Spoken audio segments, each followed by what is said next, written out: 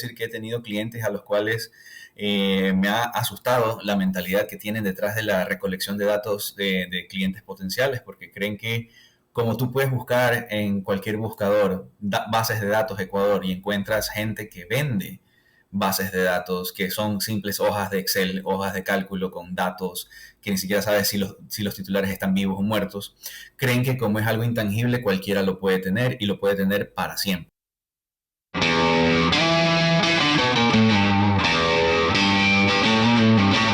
Internet ha pasado de ser una fuente de herramienta, una fuente importante de información, a ser casi un servicio básico más. La pandemia aceleró mucho estos procesos de transformación digital, acercando el mundo online más que nunca a empresas y personas. Pero hay una pregunta que todos deberíamos hacernos y es que en este mundo súper conectado, ¿qué está pasando con nuestros datos? Y mi invitado de hoy es un referente en temas de manejo de información, protección de datos, privacidad, además de ser un gran empresario y un experto en temas digitales. Él es Alejandro Varas, a quien le agradezco por haberme dado este espacio dentro de sus múltiples ocupaciones. Así que bienvenido a este espacio, Alejandro. Eric, muchísimas gracias a ti más bien por la invitación. Valoro mucho pues el interés en conversar el tema pues, y seguir dándolo a conocer. Perfecto. Tú hablas mucho de protección de datos. Quizás para muchas personas puede que no sea un tema como que esté en el top de sus necesidades, pero tú defiendes mucho el tema. ¿Por qué debería ser importante o por qué todos debemos prestar atención al asunto de nuestros datos? Sabes que el principio más importante o cual me motivó a hablar del tema fue principalmente la privacidad. Creo que muchas personas, como se suele decir, por el hecho de querer ser populares, sacrifican mucho su privacidad y no se están dando cuenta del alto riesgo que hay a la hora de entregar datos personales sin conocer los fines para los cuales los utilizan, ¿no? Es como una cosa que yo esté conversando contigo en este medio que hemos acordado hacerlo, pero otra cosa es que yo quiera, por ser parte de una tendencia, descargarme una aplicación en la que no sé qué van a hacer con mi información después de haber utilizado la plataforma. La responsabilidad sobre quién recae, es decir, ¿son las empresas las que abusan de los datos o somos los usuarios los que somos muy incautos y está en nosotros el control o hasta qué punto tenemos nosotros control sobre este tipo de situaciones? Bueno, digamos, el caso extremo sería aléjate de todos y vive debajo de una piedra como una gran medida de seguridad, ¿verdad? Pero no es lo saludable tampoco. Pero sí creo que es un poco de ambas cosas, ¿no? Los proveedores de soluciones digitales saben que cuando una necesidad está creada, pues las personas van a hacer lo necesario para obtener este beneficio a cambio, ¿no?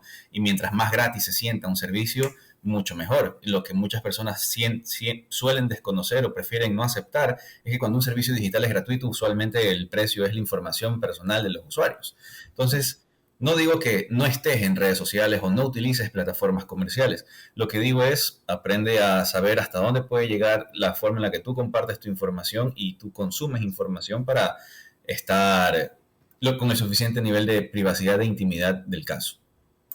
¿Hasta qué punto las plataformas llegan a conocer de nosotros? Te digo esto porque lo he escuchado a menudo, me ha pasado a mí incluso que a veces no busco algo, sino que parece que solo lo digo, estoy conversando y digo, y a veces con cosas que son súper offline. Una vez me sucedió hablando sobre que tenía que buscar a alguien para duplicar una llave, o sea, una conversación nada que ver con Google.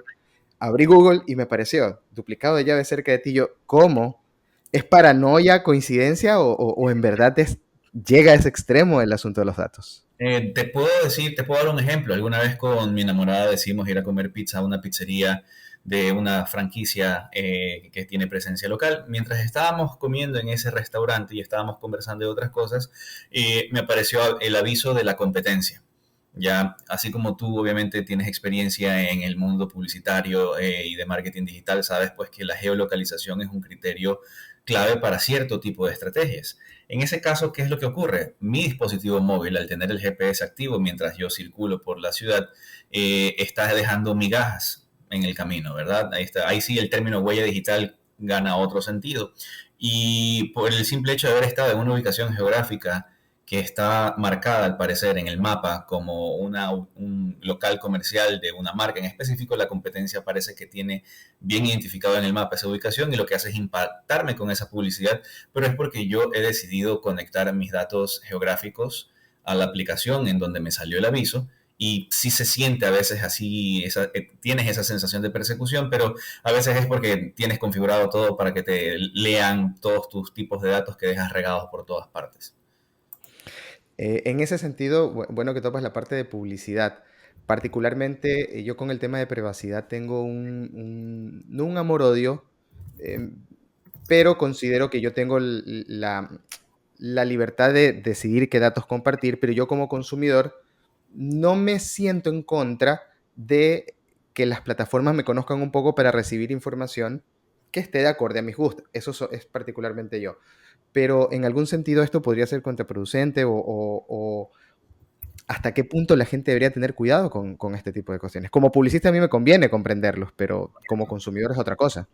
Mira, en ese caso es bastante, mira, justamente, ¿no? A mí también me parece un poco irónico porque yo hablo, sabes que tratemos de respetar la privacidad de los usuarios, pero también yo promuevo el uso de plataformas publicitarias digitales, porque justamente lo que tú dices, ¿no? No hay nada mejor que construir un perfil, un historial de navegación que te permita poder generar resultados favorables hacia tus necesidades.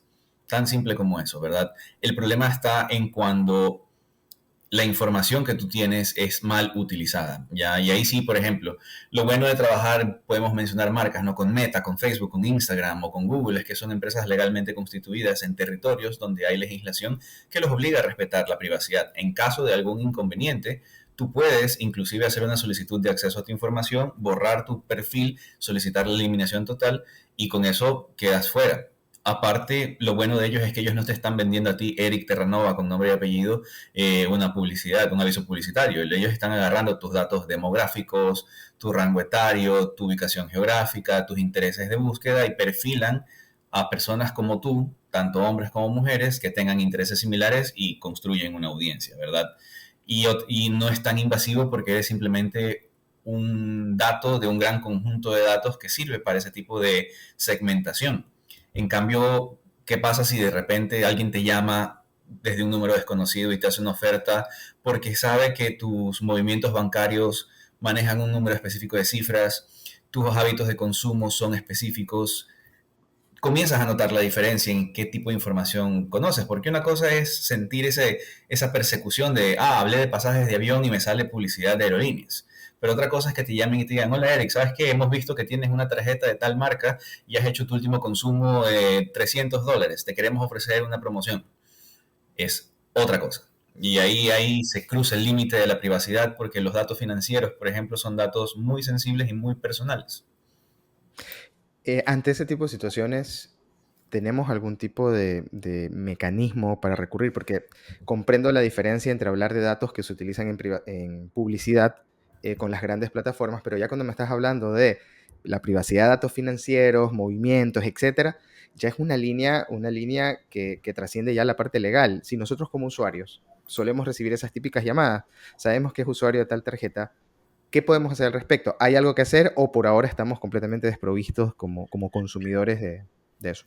Afortunadamente sí hay instrumentos legales, por decirlo así. Existen leyes, ya inclusive antes de la existencia de la Ley de Protección de Datos en el Ecuador, ya existían leyes como la ahora modificada Ley de Comercio Electrónico y también existían ciertos criterios en la Ley de Defensa del Consumidor que te permitían poder hacer reclamos de esa naturaleza. El problema es que idiosincráticamente la mentalidad del ecuatoriano es, esos datos son de cualquiera, esos datos como es intangible está en el aire, lo puedo coger yo y hacer lo que me dé la gana. Yo te puedo decir que he tenido clientes a los cuales me ha asustado la mentalidad que tienen detrás de la recolección de datos de clientes potenciales, porque creen que como tú puedes buscar en cualquier buscador bases de datos Ecuador y encuentras gente que vende bases de datos que son simples hojas de Excel, hojas de cálculo con datos que ni siquiera sabes si los titulares están vivos o muertos, creen que como es algo intangible cualquiera lo puede tener y lo puede tener para siempre. Entonces es sumamente gracioso cuando les digo, no es de tener todo por el todo, es creo que te sale mejor buscar a tu cliente correcto en lugar de estar pegando el grito al cielo esperando que alguien te preste atención. Creo que ahí el precision marketing pudiese ser un gran ejemplo de ello, ¿no? Y es un tema idiosincrático. Aparte recuerda esto, y te pongo casi que como el barco de Teseo. Cuando tú robas o copias un archivo digital, estás llevándote una copia, no te estás llevando necesariamente el original.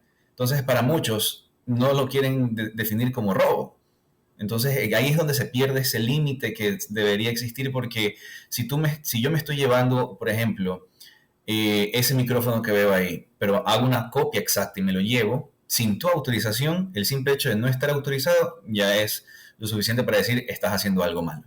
Si tú me estás autorizando, Claro, debe haber un acuerdo.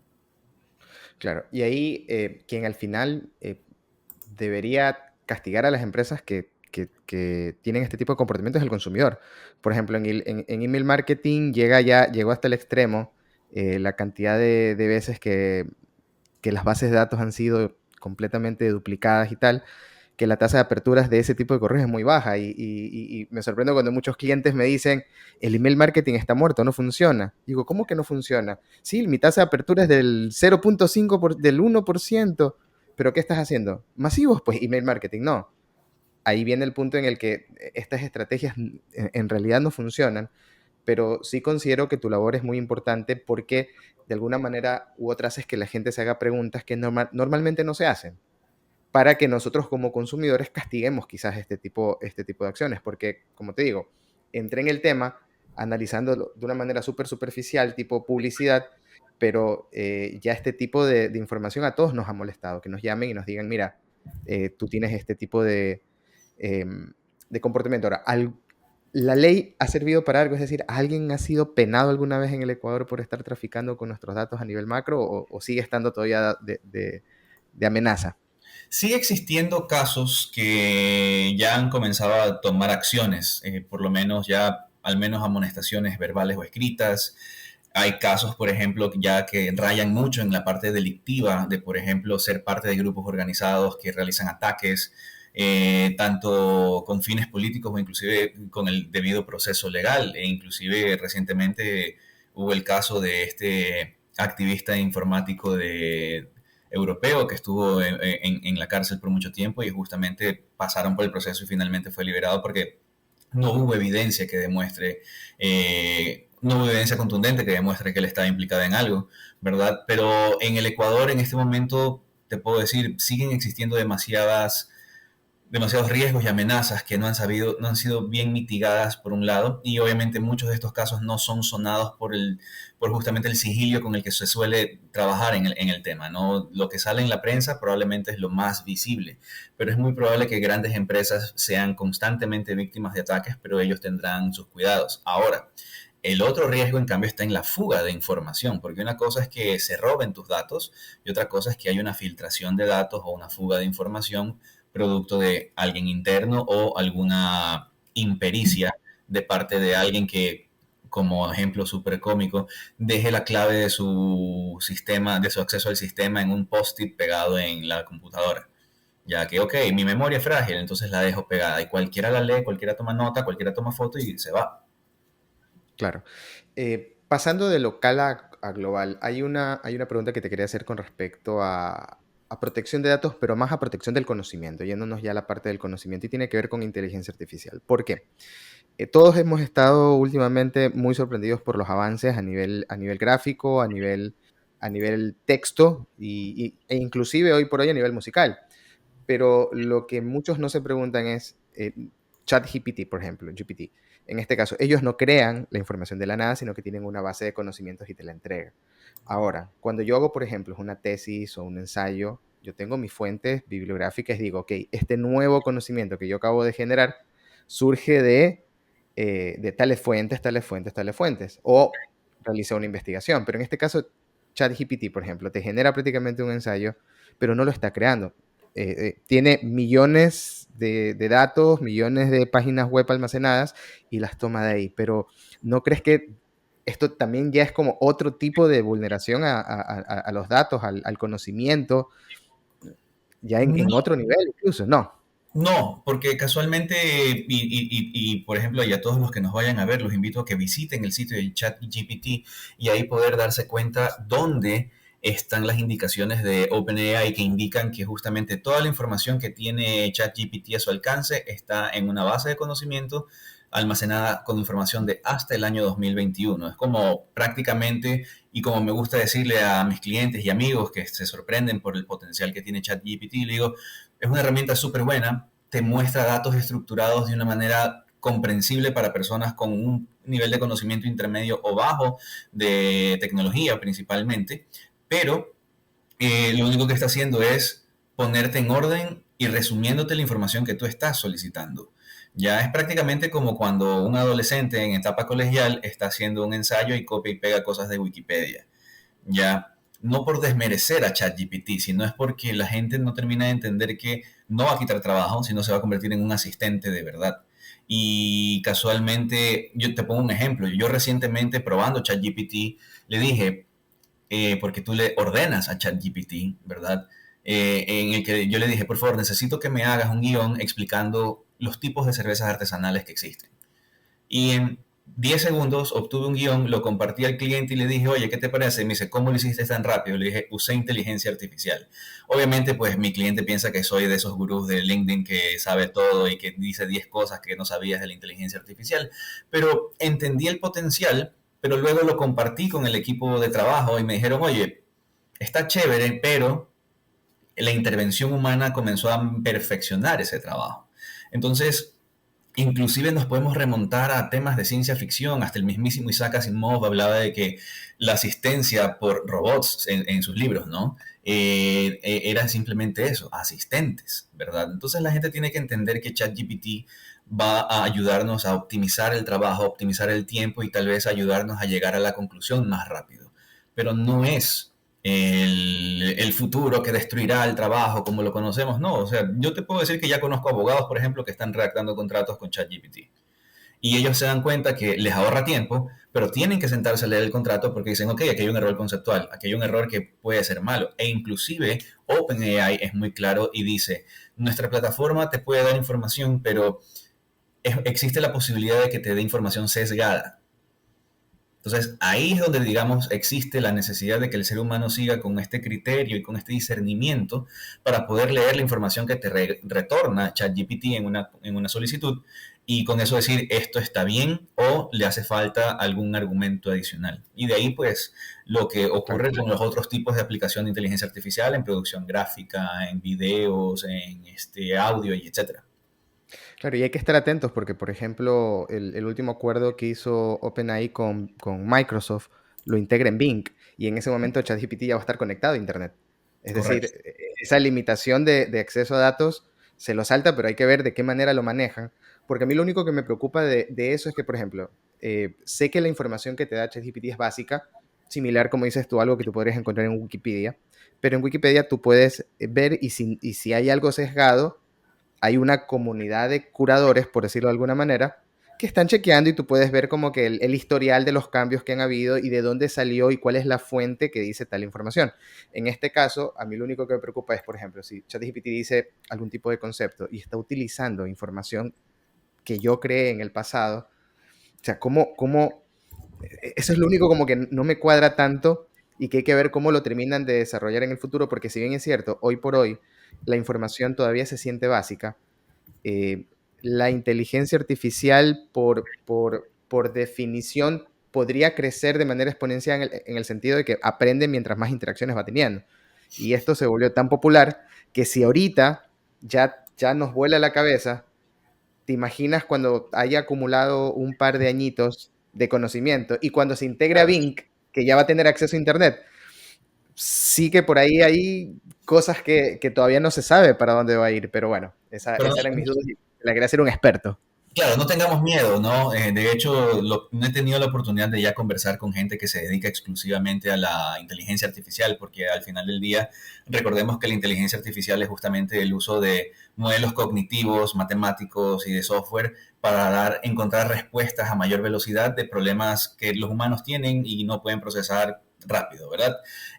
Por ejemplo, ya ChatGPT después de esta explosión, porque hubo un momento en el ChatGPT ya tiene un tiempo prudencial, pero de repente llegó a ese típico puntalazo que suele pasar en Internet, que se hizo popular, los servidores, mejor dicho, dejaron de funcionar bien y tuvieron que suspender temporalmente los servicios. Abrieron una versión pagada con acceso directo a Internet en el cual tú ya puedes hacer un trabajo un poco más profundo, tal como tú dices. Y también va de la mano con la conexión de Bing. Pero a mí lo que me parece bastante interesante, y por eso es que me gusta utilizar esta referencia, para mí ChatGPT está en la adolescencia, ¿ya? y es el momento perfecto para que siga recolectando información, para que justamente todo este modelo de análisis que utilizan en OpenAI sirva para poder entender realmente qué tan eficiente y qué tan conveniente es poder acudir a un asistente virtual como ChatGPT para resolver problemas como, por ejemplo, escríbeme un artículo de 500 palabras sobre ChatGPT. O sea, Casualmente ya he hecho ese claro. experimento en mi blog, hice uno y pienso editarlo porque lo lees y dices, ah, qué aburrido, ya leí lo que el mismo ChatGPT te está explicando. Entonces, sí es como que aprender también a usarlo es otra historia.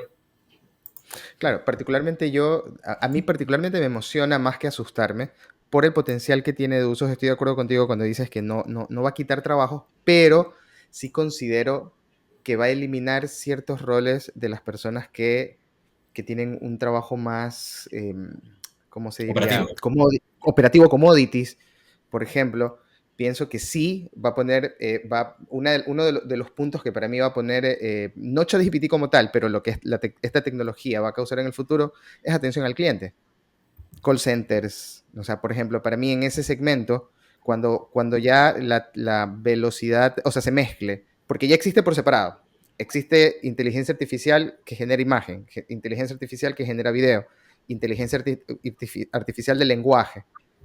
Cuando mezcles todo, vas a poder tener a alguien que te conteste y lo entrenas con la base de conocimientos de la empresa y voilà, puedes tener asistentes para cuestiones de, por ejemplo, atención al cliente, que no tengan que resolver quizás cosas muy complejas, pero que tengan que atender labores repetitivas. Entonces, sí creo yo que hay algunas industrias y puntos donde esta tecnología puede ser disruptiva. Lo que yo siempre digo a mis clientes y cuando converso de estos temas, si esto va a pasar, hay que estar bien atentos porque es preferible ser agentes de cambio que ser arrastrados por el cambio. Entonces hay que estar atento qué oportunidades surgen, porque si va a pasar, va a pasar, y mejor que pase con nosotros a tener que adaptarnos cuando esto ya sea muy tarde. Sí, completamente de acuerdo. La verdad es como hay que aprender a surfear esa ola, no dejar que te ahogue, ¿no? Y como tú dices, yo ya he visto gente que ya está comenzando a utilizar plataformas de inteligencia artificial para la creación de videos, edición de videos, locución, por ejemplo, Pictory, Synthesia, Jasper, ¿verdad? Que todas son plataformas de inteligencia artificial que ya tienen tiempo en el mercado. Sin embargo, recién ganan popularidad porque ChatGPT se convirtió en ese fenómeno, en ese destacado, ese outlier, como se suele decir, que dijo, oye, esto existe y esto va a marcar una diferencia. Y sí te puedo decir que, por ejemplo, para personas como tú y como yo, como creadores de contenido, por ejemplo, nos va a servir un montón y nos va a ahorrar un montón de tiempo porque si te animas o te arriesgas, inclusive tú pudieses digitalizar tu cara, digitalizar tu voz y puedes mandar a redactar a ChatGPT un texto y tienes Reels cuantas veces quieras. Obviamente, ahí es donde más bien yo freno un poco y te saco el semáforo y te digo, espérate, porque ¿por qué vas a regalar tus rasgos faciales para simplemente aliviarte la carga laboral? Claro, es como cuando la gente utiliza estas aplicaciones de entrenamiento facial para poder hacer algún pequeño efecto.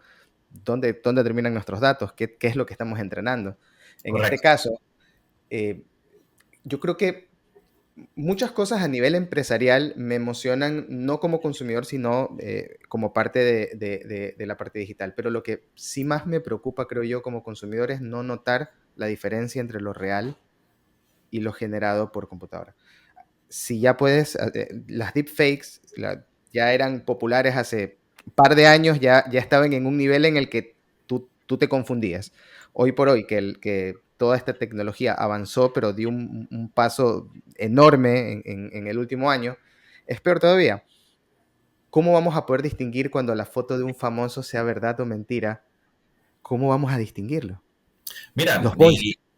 y ya se viene en el futuro inmediato. Recuerda que, no sé si has visto la noticia que Bruce Willis va a ceder sus rasgos faciales para seguir trabajando a pesar de su problema de salud. Y también leí que James Earl Jones, ya que está en una edad muy avanzada, él va también a ceder los derechos de su voz para que pueda ser utilizada a través de inteligencia artificial. La realidad existe y como tú dices, yo sigo un montón de cuentas que hacen también en YouTube, por ejemplo, y en Instagram, que hacen deepfakes por humor, por ejemplo, ¿no? Sale un imitador y le ponen la cara del personaje que está imitando y me parece divertidísimo, pero ya está ocurriendo que inclusive ya hay plataformas de inteligencia artificial que pueden construir personas con todos los rasgos faciales que tienen recolectados de quién sabe dónde, ¿no? Y ya puedes tú decirle, ¿sabes qué? Necesito una persona de una etnicidad europea, de una etnicidad asiática, de una etnicidad africana, de una etnicidad latina.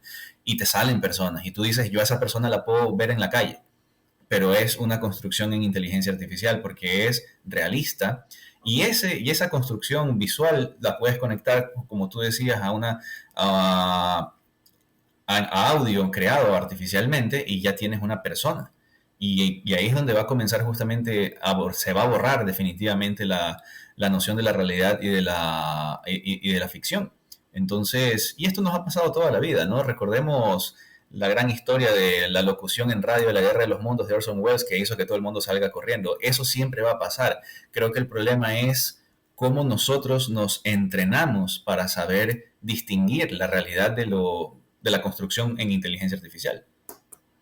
Claro, yo creo entonces que quizás en unos años las plataformas de redes sociales que mejor interpreten estas necesidades de la gente de saber quién es real y quién no, va a ser un valor diferencial. Y quizás por eso un poco, primero empezó Elon Musk, ahora Meta también anunció que va a empezar el proceso de verificación de personas. Quizás en unos años el signo de verificado va a dejar de significar persona importante y va a empezar a significar persona real. Porque Ajá. en medio de todo esto, si un troll de Twitter ya era complicado de lidiar y era simplemente una foto display, cuando ya un troll en verdad pueda hacer, o sea, pueda grabar videos y tú no sepas si esa persona existe o no existe, va a ser una situación más complicada porque nunca sabrás si es una persona real o una persona falsa. Entonces pienso yo que en el futuro algo importante va a ser demostrar que eres real y eso es Correcto. lo que quizás están intentando hacer las aplicaciones. Mira qué denso se pone todo, pero así mismo muy interesante, loco.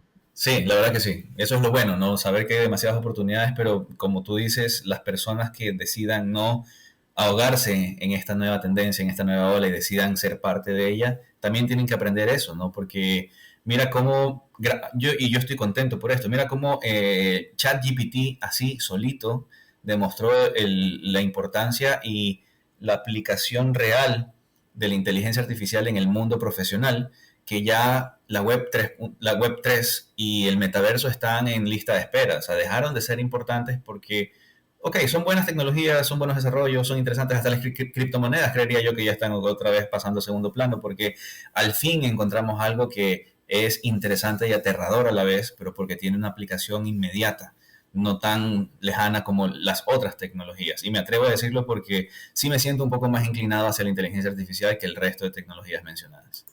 Y estoy completamente de acuerdo contigo. Hace mucho tiempo no sentía que algo tan disruptivo estaba pasando, algo que pueda cambiar las cosas en tan corto tiempo, porque generalmente siempre uno está hablando, uno como parte del entorno tecnológico, uno está hablando de metaverso y a uno lo miran como, es que tú eres geek, tú eres nerd, eso nunca va a llegar, pero de repente todo el mundo empezó a usar. Y por ejemplo, mis cuadritos son en Midjourney, por ejemplo. Yo Ya, siempre, yo siempre los voy cambiando, busco en Pinterest, de acuerdo a cómo me siento, cambio mis cuadritos. Esta vez dije, no, voy a crear algo. O sea, yo nunca he podido crear algo, no soy pintor, tengo, tengo mi nivel de creatividad, pero mis manos como que no hacen lo que mi cabeza imagina. Entré en Midjourney y ahora diseño mis cuadritos en Midjourney. increíble. Y me parece bien, porque también con eso tú le estás dando significado y utilidad a tus necesidades. ¿Quieres decorar tu área de trabajo? ¿Por qué no hacerlo a tu antojo, a tu creatividad?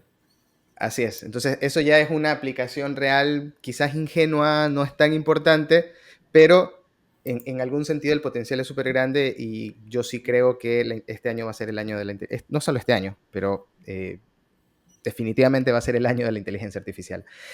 Alejandro, dos preguntitas finales. La primera, el podcast se llama Referentes y me gustaría saber quién es referente para Alejandro Varas. Uno, dos, de lo que sea. Puede ser de protección de datos o a nivel empresarial, de lo que sea. Bueno, yo siempre voy a decir algunas cosas. Para mí, un referente personal, aunque no lo crean, siempre ha sido mi padre porque él fue el que me incentivó a ser emprendedor. Así de simple, así de sencillo. Bueno, dato curioso, él siempre quiso que yo sea abogado, pero yo le dije, no me llama la atención el tema, pero ahora estoy casi que dentro de ese mundo de alguna manera porque tengo que referirme mucho a la ley. Eh, pero referentes en el mundo empresarial, eh, sabes que honestamente me gustan los resultados empresariales. Aquí sí voy a separar el arte del artista, ¿no? Los resultados empresariales que ha logrado Jeff Bezos, que ha logrado Elon Musk. Le pongo un asterisco para que la gente también entienda que no es un tema de fanatismo ciego como muchos creen. Y de ahí también hay que comenzar a recordar a los innovadores de otras épocas. Yo, por ejemplo, soy fan personal de Willis Carrier. No sé si sepas quién fue, que fue el inventor del aire acondicionado. Ya mucha gente se ríe cuando yo les digo que para mí es un gran ejemplo de la innovación, pero tú y yo siendo guayaquileños, viviendo en una ciudad que la temperatura promedio ronda por los 40 grados con una sensación térmica de 45, obviamente debemos estar agradecidos por un creador como él. Y lo que más me gusta de su historia es que su invención fue accidental. Él estaba construyendo otro tipo de producto para otro tipo de industria, pero cuando se dio cuenta que él podía crear algo que permitía climatizar un ambiente, los jefes, en lugar de despedirlo y descartar la idea, le dijeron, tú tienes que abrir una empresa y tienes que dedicarte a eso. Y gracias a eso estamos en una ciudad como Guayaquil, frescos la mayor cantidad del tiempo. Inclusive yo voy a ser ese loco algún día que voy a hacer una petición para que quien sea que esté en la alcaldía construya, por lo menos o erija un busto en honor a él, porque es un innovador que ha beneficiado a Guayaquil y nadie sabe que es un innovador.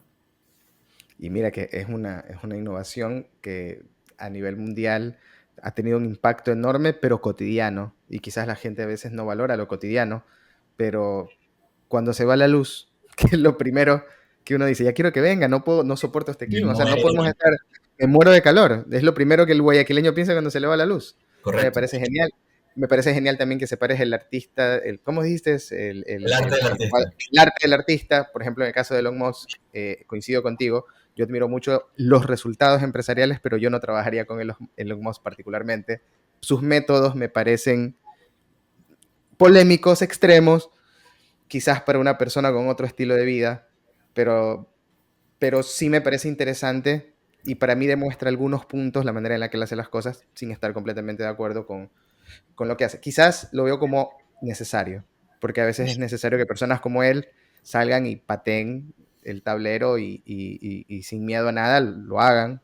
Yo no trabajaría con él particularmente si tuviera la oportunidad, porque sus métodos son un poco extremos, por decirlo de alguna manera, Yo, pero lo admiro. Ujú. yo feliz con encontrármelo en un cóctel y poderle preguntar cómo va el negocio, pero Ex- nada ex- más. École. Porque para trabajar con ese pana no tienes que tener ni vida, o sea, tienes que dedicarte solamente Correcto. a la visión. Y yo particularmente tengo la idea de alcanzar el éxito de la manera más equilibrada posible. O sea, no sacrificando cosas. Y ese es el punto en el que siempre tengo problemas con los libros que leo, porque te hablan mucho sobre, ¿sabes qué, loco? Tienes que dedicarte 100% al trabajo, pero ¿y el equilibrio? Entonces, Correcto. ahí es donde estoy tratando de llevar mi propio camino, pero súper interesante. ¿Algún libro que regales siempre o que te gustaría regalar o que te influyó mucho en ti? Eh, honestamente sí te puedo decir que ahí sí te puedo decir que hay dos referencias en ese caso. Yo sí te pudiese decir que, por ejemplo, los libros de Jordan Peterson que te hablan de las reglas para la vida, o sea, nuevamente, no menciono a alguien controversial, ahí sí yo lo apoyo totalmente porque lo rayan de conservador, pero el tipo solo te dice, oye, pon orden en tu vida y decide cómo hacer de tu vida algo provechoso. Creo que supongo que al colectivo le molesta el hecho de que él haga referencias bíblicas por sonar conservador, pero él es la única persona en la historia de mi vida que he escuchado que utiliza la Biblia de una manera tan bien descrita que trasciende lo religioso, lo espiritual. Él te dice, ¿sabes qué? El libro de Job te habla de cómo estamos destinados a sufrir, pero tenemos que seguir adelante a pesar del sufrimiento. Punto. No te está diciendo que literalmente te traga una ballena y tienes que sufrir y vivir en sufrimiento. No, te dice, el rol del ser humano en el mundo es ese, aprender a sobrellevar el sufrimiento. A mí me abrió la mente y dije, ok, si algo malo me pasa, pues sé que tengo que afrontarlo y resolverlo. Y de ahí también, sabes que muchos libros de Jaron Lanier, que es, para mí, es uno de esos como que héroes de Silicon Valley de los 70 que se volvió para mí también ya un poco radical en su forma de vivir, que es un activista digital que habla de justamente no depender de la tecnología del todo. Ya obviamente él ya está en ese grupo de personas que exagera en el no estar conectados. Él casi que es un Amish tecnológico, por decirlo así. pero tiene unos puntos muy interesantes y él habla mucho justamente de cómo evitar caer en este pensamiento colectivo nocivo de las comunidades digitales que si no estás de acuerdo con ellos, eres enemigo. Entonces me gusta porque él justamente lucha contra ese colectivismo y más bien te dice, ¿quieres tener una empresa buena y eficiente? Construye tu tecnología que sea a tu alcance y que no dependas tanto de externos que tomen decisiones por ti. Entonces, te enseña también a ser autónomo y entender el rol de los datos y de la información que compartes en tu vida. Qué interesante. Voy a tomar nota de ese último autor. No lo he leído, así que sí me parece súper interesante ese punto de vista. Y te agradezco, Alejandro, por haberme dado este tiempo. Ha sido una conversación muy, muy interesante. Creo que el tema da para hablar un montón más. Yo creo que conforme va pasando cosas este año, la inteligencia artificial, las nuevas plataformas, lo que nos depare Google. Google está preparando un montón de cosas. Se viene una guerra de navegadores, se viene una guerra de ser el dueño de el que aproveche más la inteligencia artificial, porque en algún sentido ChatGPT es como Suiza, está ahí en medio y pero no Sí, es ni Google, ni Apple, ni ninguno de los grandes per correcto, se. Entonces se viene algo muy interesante y al final, bueno, la competencia al final beneficia, entre comillas, correcto. a la comunidad. Entonces ya veremos qué sucede. Así es, Alejandro. y no olvidemos quién es el que está detrás de OpenAI, el creador de ChatGPT, que es Elon Musk, justamente. Entonces, imagínate qué interesante que volvamos a hablar de él y llegar a él, porque por algo, por más de que no estemos de acuerdo con su forma de hacer las cosas, está generando cosas. Claro, ese es uno de los pocos que cuando la gente en Silicon Valley estaba haciendo aplicaciones para comida a domicilio, estaba tratando de llegar al espacio. Bueno, él, Bezos, Richard Branson, forman parte como que de este grupo de emprendedores que está trascendiendo y tratando de hacer cosas un poco diferentes. Cada quien con su estilo. Particularmente me gusta más el estilo de pensar de Richard Branson, pero el liderazgo de Elon Musk para mí o sea, la manera en la que está haciendo es brutal. O sea, cómo nos está empujando, obligando prácticamente a avanzar, a no estancarnos, a mí me parece brutal. Bueno, Alejandro, gracias por estar en este espacio. A Tengo ti, que cortarlo porque me encantan estos temas y si no me voy de largo. Me gusta hablar mucho de estos temas. lo sé, yo Y también, así que te agradezco también. cuéntame, cuéntame en tus redes sociales cómo te encuentran. Tienes también tu negocio de cerveza artesanal. Cuéntame un poco sobre eso. Claro, me pueden encontrar por mi nombre y mi apellido. Ahí les demuestro qué creativo soy, ¿no? Soy Alejandro Varas, me pueden encontrar en todas las redes sociales casi como Alejandro Varas. No estoy en TikTok porque quiero ser coherente con el discurso que tengo. Pueden encontrarme también, si están en Guayaquil, en Miraflores, en la avenida principal y la quinta, en The Black Tap, que es un bar de cervezas artesanales. Y todos son productos hechos en Ecuador, excepto un par de opciones importadas, pero lo importante es que puedes pasarla bien y también podemos tener conversaciones ahí de esta naturaleza y cualquier otra cosa. Perfecto. Les agradezco a todos por haber llegado hasta el final del episodio de hoy. No se olviden también seguirme en redes sociales como @efterranova. Si me estás escuchando en Spotify, sigue el podcast. Si me estás escuchando en Apple Podcast, no te olvides de valorarlo para que este podcast tenga la posibilidad de llegar a más personas. De mi parte, me despido y nos vemos la siguiente semana con otro referente.